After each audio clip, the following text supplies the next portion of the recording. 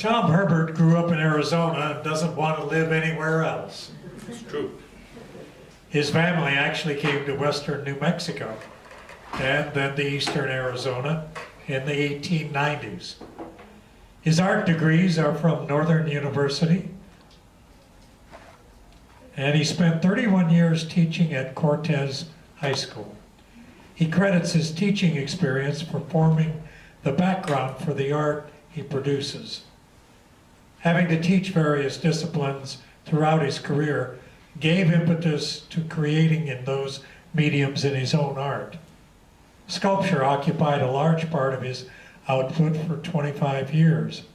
But as he taught the two-dimensional mediums of painting and printmaking and graphic arts, more and more of his work changed from the flat surface, but actually the sculpture still made its influence in the way Tom handles form in the paintings. If you'll notice, even in those last paintings where he takes out, there's a sculptural feel to the forms, as if there are a lot of spiny forms interlocking and overlapping each other. So sculpture still remains very much a part of what he does. He belongs to 4 critique groups and is a member of Arizona Artists Guild, Arizona Watercolor Association, San Diego Watercolor Society, and Arizona Contemporary Watercolorists. He's been an exhibit chair for many of the groups, and he installs art shows for Glendale Community College. Over the years, Tom has been exceedingly generous in the giving of his art to groups to help raise money for worthy causes. Most recently, the Mountain Home Air Base to help families of airmen who are overseas. Tom likes to experiment with materials, as he mentioned, the Createx Pure Pigments in water media. And those resulted in a highly innovative and original expression, which creates for Tom a special place in the pantheon of Arizona artists. Tom, welcome to the shoe. Tom, what is your favorite word? Used to be sex. What? And maybe it still is, but it's just not as important as it used to be. The words that I like are imagination, and the other word is comida, which in Spanish means come eat. What's your least favorite word? Wake up. And I don't like controlling. What turns you on? Good sex, no. Food, wine, and art. What turns you off? Disagreeable, overbearing people. What sound or noise do you love? I like to listen to the mockingbirds. I'm hard of hearing, and they're loud, and I can hear them, and they're always different. I really like that. What sound or noise do you hate? Yeah, as I just said, without my hearing aids, I couldn't hear any of this. So soft sounds, or people who talk like this all the time. And I had a daughter like that. And really loud environments, like a good restaurant or a restaurant where there's a lot of noise. Well, if you're trying to talk to the person next to you, all the ambient noise is a real distraction. Getting that way myself, I think. Huh?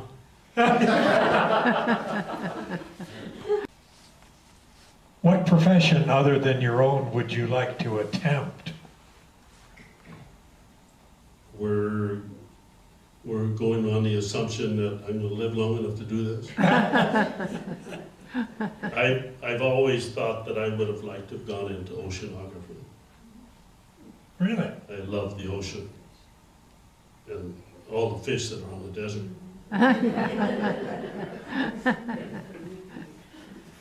What profession would you not like to do? Well, one of them I already did, and that was selling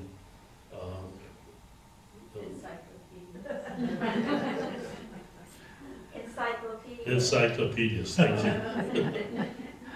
And if I had to be a telemarketer, Oh, I yeah. think I would not have my form that I do now. I can't even imagine doing that. What influence did your school before college have on your choice of career? And did you have a favorite teacher? I remember you said something about high school not offering a whole lot. Well, actually, my high school was a pretty good high school. They just didn't offer art. And as I said, I thought I was going to go into some sort of science. So one of my favorite teachers was Mr. Beadle, who taught biology. Beetle? Beadle? You must be kidding. No. And then Mr. Fink, who taught chemistry and physics. And Mr. Ellsworth, who taught English. And that, if you had have asked me all the way through school what was the class I hated the most, it was English, but I finally got somebody who was incredible and changed how I thought about that. You did touch on how some of your ideas come about. Can you expand a little bit more on how you find your inspiration, and perhaps take us in some detail as to the genesis and the execution of a given piece of art? You have 20 seconds. I already touched on it a little bit, and my favorite answer is that I don't know. When people ask, well, how did you do that? I can tell them that.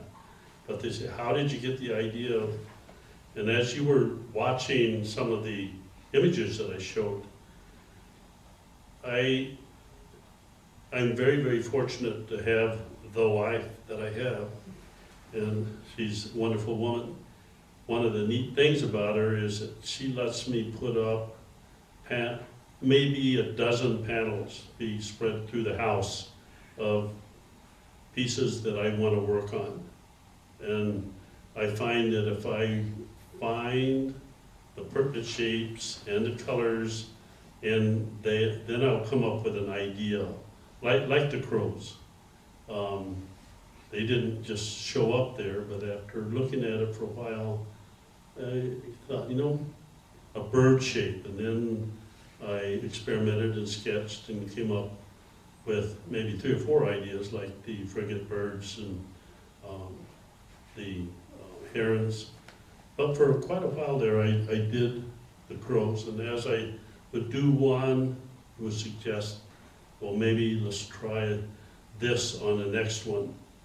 No, maybe I'd do 12, 15 of them, and I would end up keeping 4 or 5. And as I said, often that first one was the best one. But I never know what's going to happen when I look at the panel. That just sort of appears. Sometimes I go in and ask Jan if she worked on it in the night. I hadn't remembered anything like that, but there it was, and then I'll run with it, what I see. It's interesting. I know some people might find that unusual when their experience has been that certain artists will start out with a great number of preliminary drawings around a single subject. I know I work that way a lot, although I have worked, the way you describe. But it's interesting.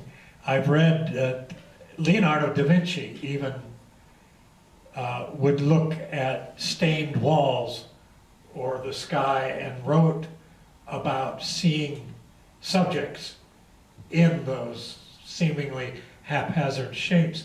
So this seems to be a kind of universal way of the mind of the artist to work, seeing something in what might seem to be almost nothing at all.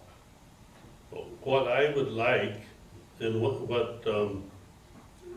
is kind of incomprehensible to me, is for somebody to come up with an idea, work it out, and then put it on the canvas, like Hank over there. I don't know how that happens.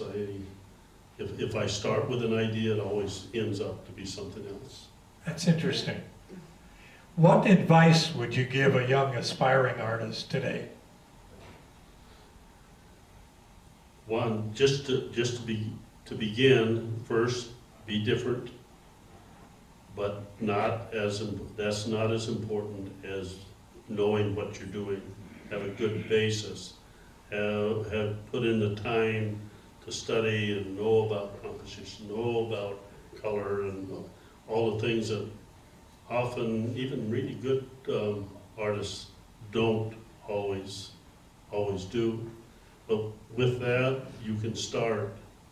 And not too long before I stopped teaching, I gave one of my students, one of my classes an assignment, and that was to find out how many art-related jobs there are.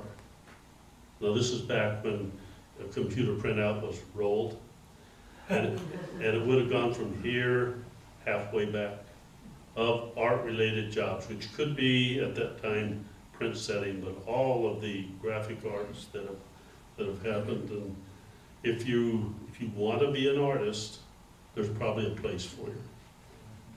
Tom, on like their Pro series, what kind of reference do you use? What kind of references do you use, like on your Toad series? On the frogs, the toads. On the crows. Oh, the crows. I'm sorry. I really do have trouble hearing.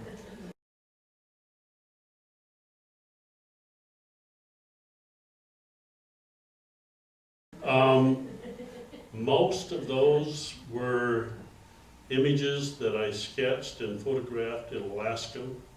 We were sitting on a camp table in Seward, and most crows won't let you get very close, and they almost like they posed. And that's an example. Now the other one the birds was the heron, and that one happened to be quite a few photos. But I like to look to see what other people are doing. If I could do cowboys, I would. Actually, I have done some, but not as good as some.